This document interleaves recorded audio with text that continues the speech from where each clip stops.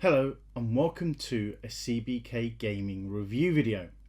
Come and join us as we discuss and review Bloodrage, a game by Eric Lang and Cool Mini or Not.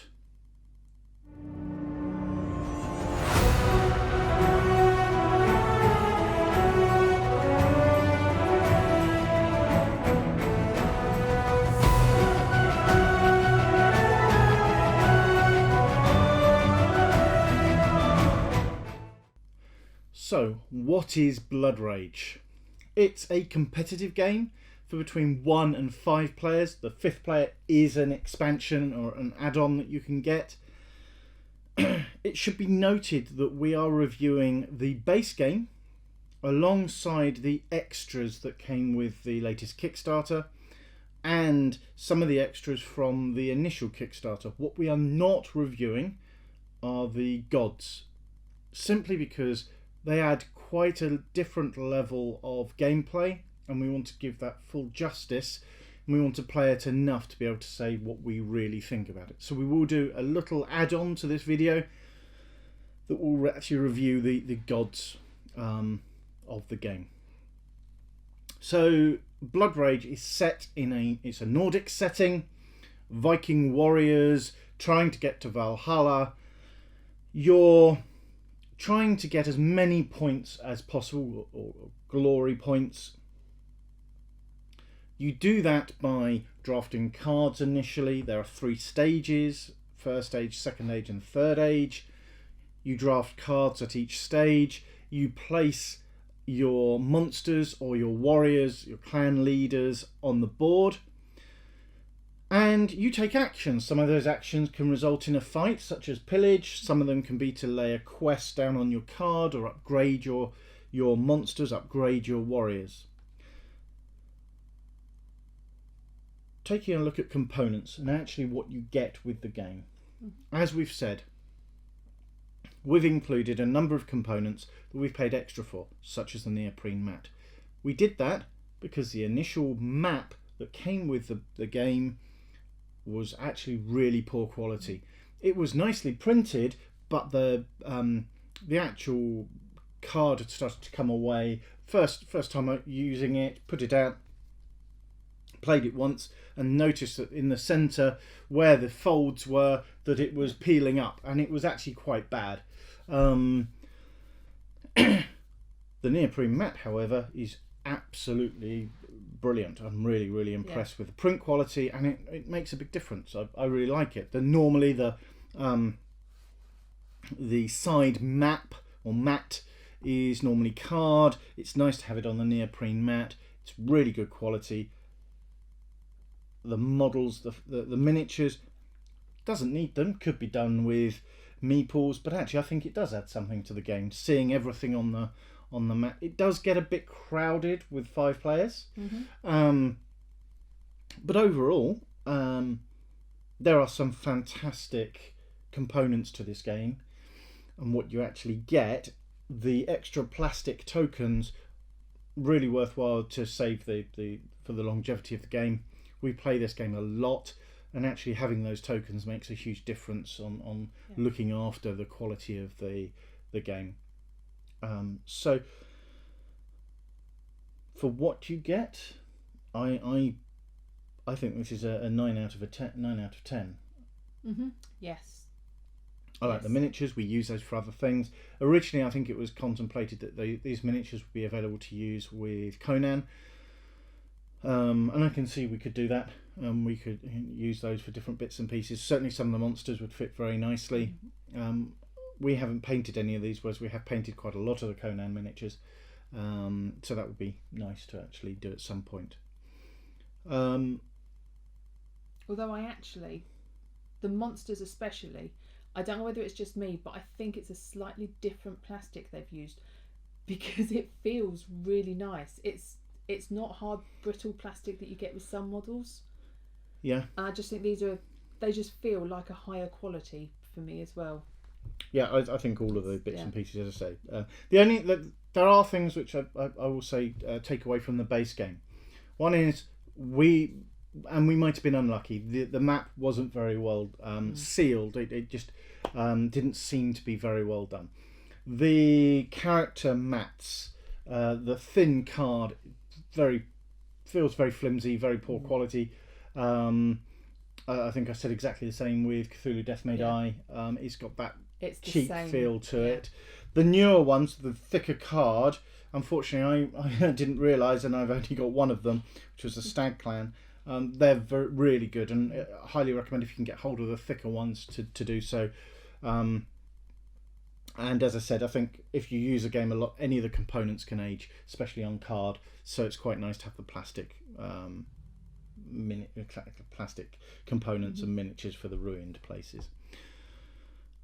Moving on to quality, it segues nicely into that, in that everything is really good quality. The components to show your scores, the miniatures themselves. The letdown for me is, as I've already said, the map. Some of the components start to age very quickly, and it's a game where you use those quite a lot. There's quite a bit of rough and tumble in the cards. So I'm trying to so quality, I'm afraid I'm going to have to drop it to about a 7. A lot of the figures are very, very good quality, but the map was a real disappointment. Pulling the map out and seeing it age like that, it made me concerned for playing it. Now with the neoprene map, absolutely not. We're going to be playing this a lot more because I have no concern about tearing it and ripping it. Yeah, I mean, I feel the same. For me, it feels like a game of two halves, because the plastic components, although we do say we'd rather not so much plastic in games, let's look at more wood or glass or something, these ones are beautiful quality, and they've got such detailing on them. I mean, there's runes and really, really detailed parts on something they are really nice, good quality figures. When you then come to the card and the board side of it, they just don't feel up to the right standard. And so you sort of the plastic components are great, the card components not so. So I fully agree with you on about a 7. So next we look at gameplay, and this is a very I really enjoy this game because the gameplay, it's not a story driven like the majority of games that we really enjoy. It's nice to sit down with your friends and beat them at a game, or be beaten, as is more likely. There's some fun elements that you can play to lose, and playing to lose will score you points, and your opponent can't quite tell what you are going to do.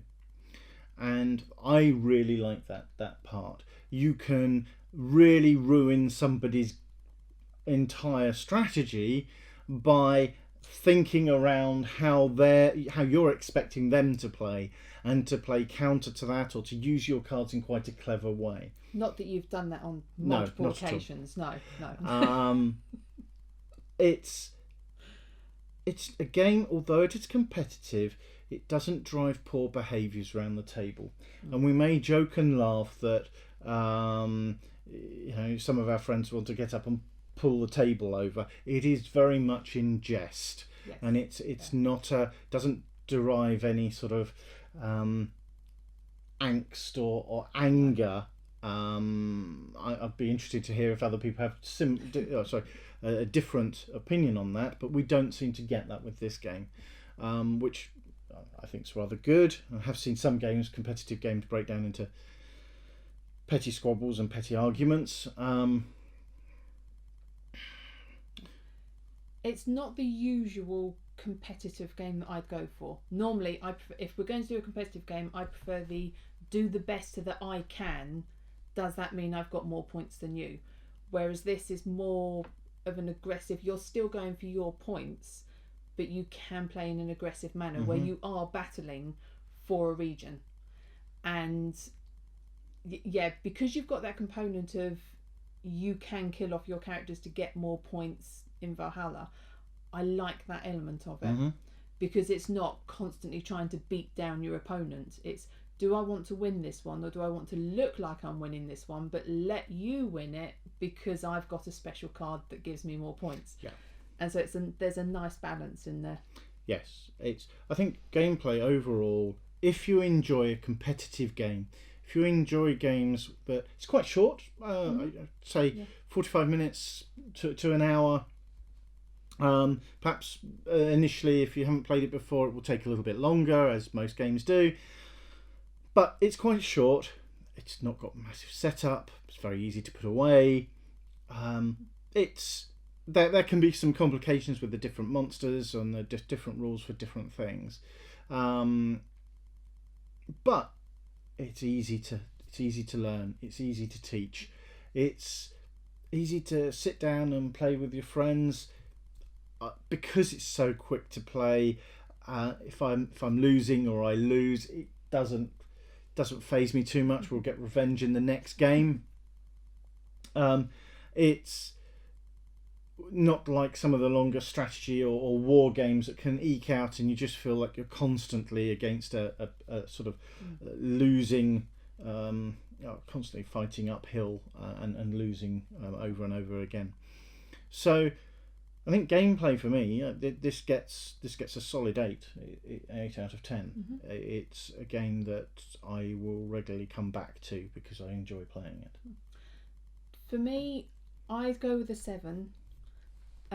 Purely because I prefer cooperative games, but also with competitives it can get frustrating. Mm-hmm. I have found it sometimes where I've spent an entire round planning a strategy, I'm ready to go for it, and then you in one go have managed to totally obliterate my plans, which is part of the fun of the game. So I have enjoyed that, but I can see how other people could get frustrated with that you've done all this planning and then it's reset on the next round, try again. So for me, I'm going to. It's still an enjoyable game, but I'm going to say a 7. The mechanics are good. The card drafting's good. Mm-hmm. The placement of the figures. It looks good on the table. It's not a massive game. It's big. It's bigger with the neoprene mat than perhaps it would be if it was the board.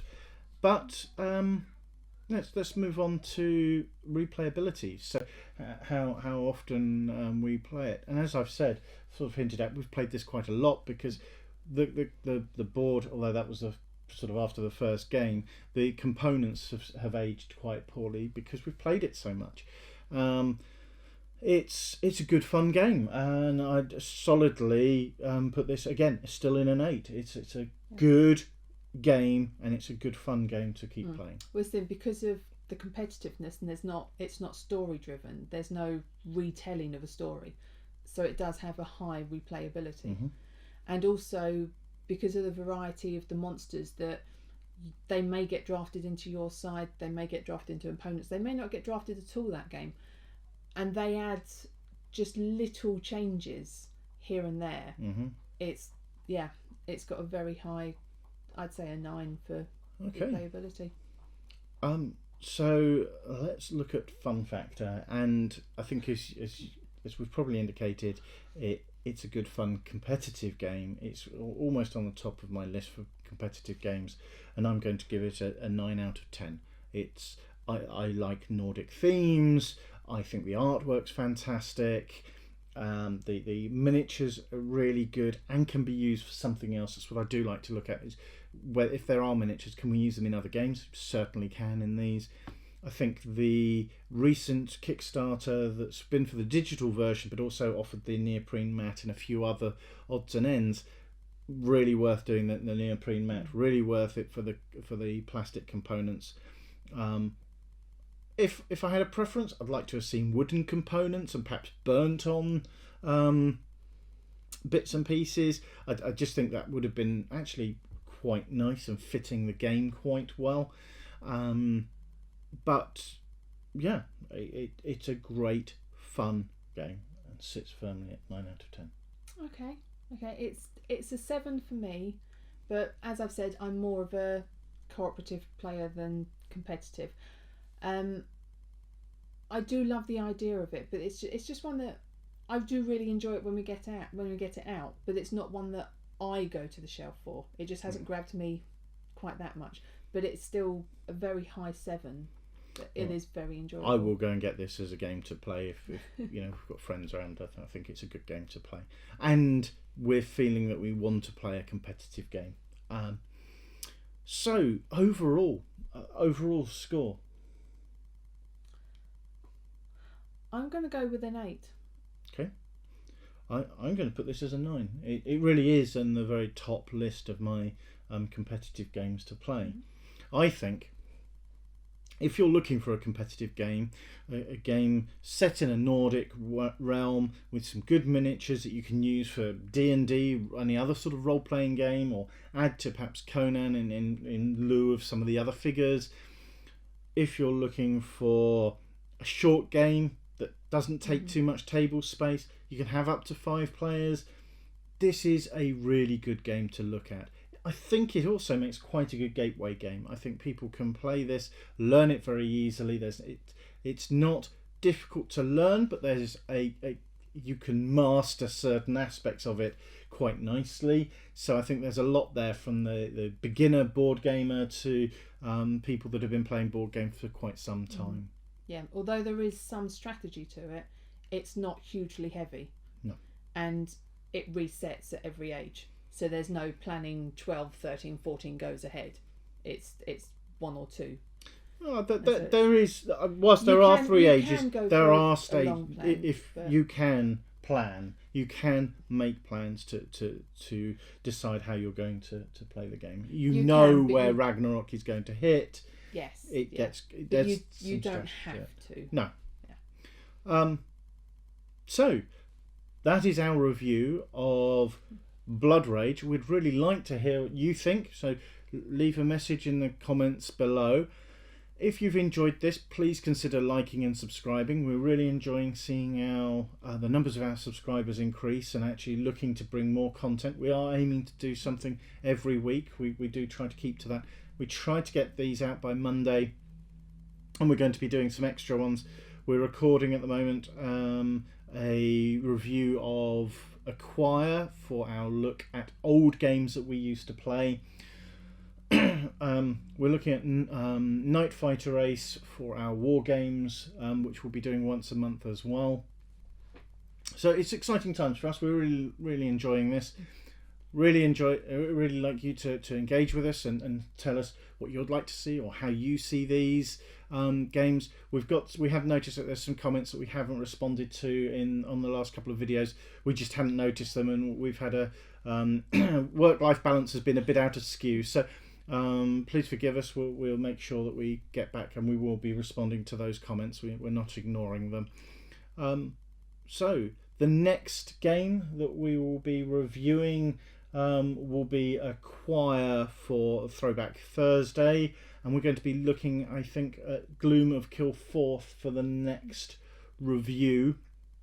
That's a game we really want to get out the review for, and probably following that will be Outer Rim, a Fantasy Flight game as well. So thank you very much. Goodbye. Bye.